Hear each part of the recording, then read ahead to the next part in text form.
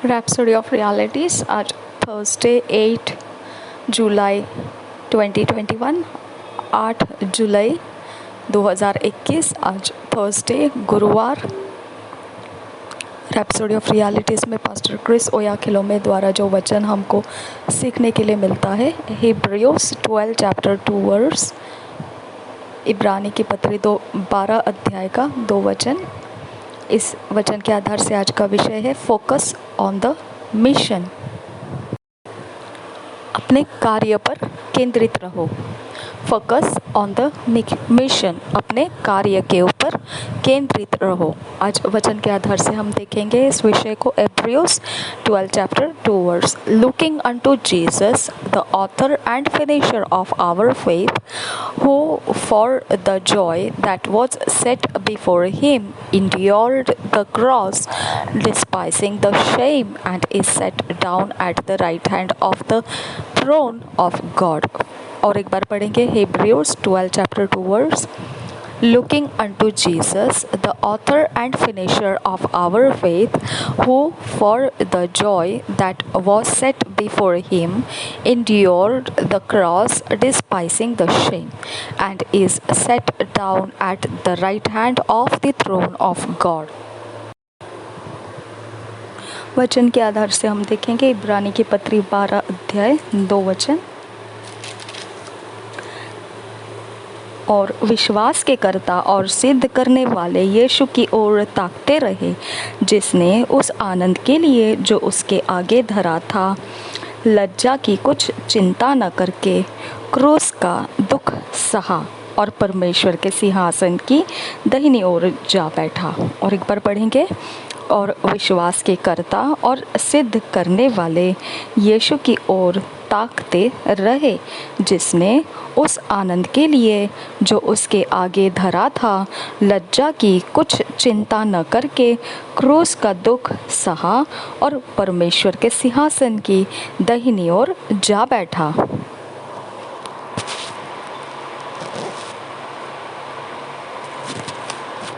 There are many today, including leaders, who have forgotten the purpose and mission of the church।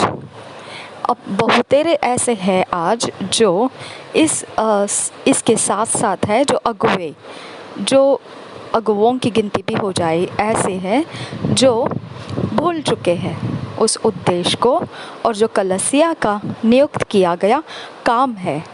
They are carried away by the work, so much so they have forgotten the objective। वह इतना काम के बीच खो चुके हैं, निकल चुके हैं काम के द्वारा, कि इतने ज़्यादा मात्रा में वह भूल चुके हैं कि उनका विशेष महत्व का काम मकसद क्या है। It's like being on a journey but forgetting the destination। They are carried away by the sights and pleasures, the many distractions and attractions on the way। ये इस प्रकार से है कि वह एक यात्रा पर चले जाते हैं जो भूल जाता है कि उनकी मंजिल कहाँ पर है। वह इतने निकल जाते हैं अपनी दृष्टि में और अपने प्रसन्नता में कि बहुत सारे ऐसे जो भटका देने वाला और आकर्षित करने वाले बातें उनके मार्गों में रहती है, उसके द्वारा वह निकल जाते हैं। उनकी दृष्टि में और उनकी प्रसन्नता में जो रहता है, उसके पीछे पीछे वह लिए हुए चले जाते हैं। Why do you live? What's your purpose? In 2 Corinthians 1 chapter 8-9 verse, the apostle Paul said, "For we would not, brethren, have you ignorant of our trouble which came to us in Asia, that we were pressed out of measure above strength, in so much that we despaired even of life. But we have had the sentence of death in ourselves, that we should not trust in ourselves, but in God which raiseth the dead. आप क्यों जीवन जीते हैं और आपका मकसद क्या है? दूसरे कुरिन्थियों 1 अध्याय के 8 और 9 वचन, जैसे दूसरा कुरिन्थियों 1 अध्याय के 8 और 9 वचन में लिखा है, The Apostle Paul said, For we would not, brethren, have you ignorant of our trouble which came to us in Asia, that we were pressed out of measure above strength, in so much that we despaired even of life, but we had the sentence of death in ourselves, that we should not trust in ourselves, but in God which raiseth the dead. दूसरा कुरिन्थियों का 1 अध्याय का 8 और 9 वचन कहता है, हे भाइयों, हम नहीं चाहते कि तुम हमारे उस क्लेश से अनजान रहो जो आसिया में हम पर पड़ा। हम ऐसे भारी बोझ से दब गए थे जो हमारी सामर्थ्य से बाहर था, यहाँ तक कि हम जीवन से भी हाथ धो बैठे थे। वरन हमने अपने मन में समझ लिया था कि हम पर मृत्यु की आज्ञा हो चुकी है, ताकि हम अपना भरोसा न रखें, वरन परमेश्वर का जो मरे हुओं को जिलाता है। और एक बार पढ़ेंगे दूसरा कुरिन्थियों 1 अध्याय का 8 और 9 वचन, हे भाइयों, हम नहीं चाहते कि तुम हमारे उस क्लेश से अनजान रहो जो आसिया में हम पर पड़ा। हम ऐसे भारी बोझ से दब गए थे जो हमारी सामर्थ्य से बाहर था, यहाँ तक कि हम जीवन से भी हाथ धो बैठे थे। वरन हमने अपने मन में समझ लिया था कि हम पर मृत्यु की आज्ञा हो चुकी है, ताकि हम अपना भरोसा न रखें, वरन परमेश्वर का जो मरे हुओं को जिलाता है।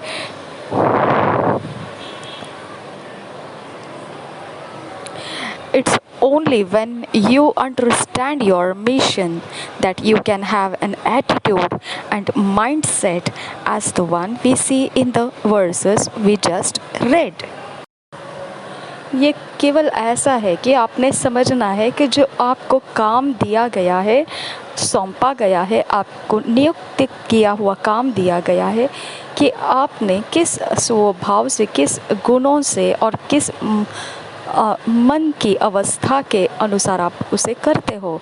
ऐसा जन जो आपने वचन में देखा, किस प्रकार से आप उस अवस्था को देखते हैं, आपके मन की अवस्था उस वचन के अनुसार होनी चाहिए जो अभी आपने पढ़ा। Without a consciousness of the mission, you may be enjoying the journey, but you are going nowhere. अगर आपको नियुक्त किया गया काम का ध्यान आप में नहीं है, तो आप अपनी यात्रा को आनंद तो करेंगे, परंतु आप कहीं पहुंच नहीं रहे होंगे। Therefore, you must live as one who has a destination, a God-given purpose. इसके लिए आप ऐसा जीवन जीना चाहिए जैसा एक ऐसा हो कि उसको मंजिल पता है, उसके पास मंजिल है परमेश्वर ने दिया हुआ मकसद का। That way, nothing in this earth can shake you. The things of this earth will have no value to you, because your mind is on your purpose and your mission. तो इस प्रकार से फिर कोई भी चीज़ आपको इस पृथ्वी के ऊपर डगमगा नहीं सकती है। कोई इस पृथ्वी की चीज़ आपको, आपकी कीमत को कम नहीं कर सकती है और आपको बहुमूल्य नहीं लगेगी, क्योंकि आपका मन उस मकसद और उस काम के ऊपर लगा हुआ रहेगा जो आपको दिया गया है। It was so with Jesus, who, for the joy that was set before him, endured the cross, despising the shame. Hebrews 12 chapter 2 verse. ये ऐसा ही प्रभु यीशु मसीह के साथ रहा था। इब्रानी के 12 अध्याय के 2 वचन में लिखा है, और विश्वास के कर्ता और सिद्ध करने वाले यीशु की ओर ताकते रहे, जिसने उस आनंद के लिए जो उसके आगे धरा था लज्जा की कुछ चिंता न करके क्रूस का दुख सहा और परमेश्वर के सिंहासन की दाहिनी ओर जा बैठा। और एक बार पढ़ेंगे इब्रानियों के पत्री 12 अध्याय का 2 वचन। और विश्वास के कर्ता और सिद्ध करने वाले यीशु की ओर ताकते रहे, जिसने उस आनंद के लिए जो उसके आगे धरा था लज्जा की कुछ चिंता न करके क्रूस का दुख सहा और परमेश्वर के सिंहासन की दाहिनी ओर जा बैठा। It didn't matter that they put a crown of thorns on his head with blood dripping from him and the excruciating pains from those nails. He endured it all. इससे कोई फर्क नहीं पड़ा जब वो लोग उसके सिर के ऊपर कांटों का ताज रख रहे थे और लहूलुहान हो रहा था, उसको उसमें से लहू बह रहा था, टपक रहा था और इतना ज़्यादा असीम यातनाएं हो रही थी जब वो कीले उस पर ठोके जा रहे थे। उसने सब कुछ सह लिया। It does not matter what challenges you are facing in your life. Focus on the destination. कोई परवाह नहीं है इस बात की, कोई चिंता नहीं कि आप किस प्रकार की चुनौती सामना कर रहे हैं आपके जीवन में। आपका मकसद मंजिल के ऊपर ध्यान केंद्रित रखिए। Don't let the things that happen along the way distract you from finishing your course. जो हो रही घटनाएं हैं आपके मार्ग में आपको भटका देने के लिए, ऐसा होने मत दीजिए कि वो घटनाएं आपका जो काम पूरा होना है उसके पहले ही वो आपको ख़त्म करें,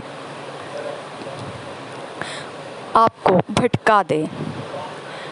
Paul demonstrated his resolve as stated in Acts 20 chapter 22 to 24. And now behold, I go bound in the Spirit unto Jerusalem, not knowing the things that shall befall me there, save that the Holy Ghost witnesseth in every city, saying that bonds and afflictions abide me, but none of these things move me, neither count I my life dear unto myself, so that I might finish my course with joy and the ministry which I have received of the Lord Jesus, to testify the gospel of the grace of God. जब आप इस प्रकार से कोई चीज़ों को जो आपके मार्ग में हो रही है आपको भटकाने नहीं देती है, जो आप मार्ग क्रमण कर रहे हो कुछ मकसद पूरा करने का, आप उसको ख़त्म करने के रास्ते से वो चीज़ें आपको भटका नहीं पा रही है, जो कुछ भी घटना हो रही है वो चीज़ें आपको भटका नहीं पा रही है, तो पौलुस इस विषय में दर्शाता है। देखिए कैसे उसने कहा है प्रेरितों के काम 20 अध्याय 22 से 24 वचन में किस प्रकार से उसने घटनाओं को सामना करके सुलझाया। हम पढ़ेंगे प्रेरितों के काम 20 अध्याय 22 से 24 वचन।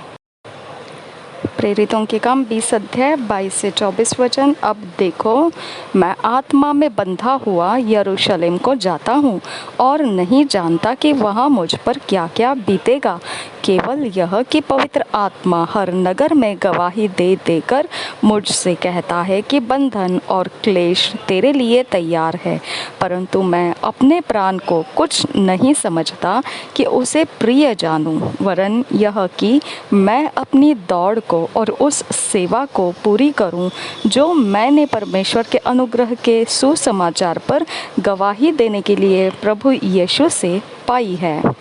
और एक बार पढ़ेंगे प्रेरितों के काम 20 अध्याय 22 से 24 वचन। अब देखो, मैं आत्मा में बंधा हुआ यरूशलेम को जाता हूँ और नहीं जानता कि वहाँ मुझ पर क्या क्या बीतेगा। केवल यह कि पवित्र आत्मा हर नगर में गवाही दे देकर मुझसे कहता है कि बंधन और क्लेश तेरे लिए तैयार है, परंतु मैं अपने प्राण को कुछ नहीं समझता कि उसे प्रिय जानूं, वरन यह कि मैं अपनी दौड़ को और उस सेवा को पूरी करूं जो मैंने परमेश्वर के अनुग्रह के सुसमाचार पर गवाही देने के लिए प्रभु यीशु से पाई है।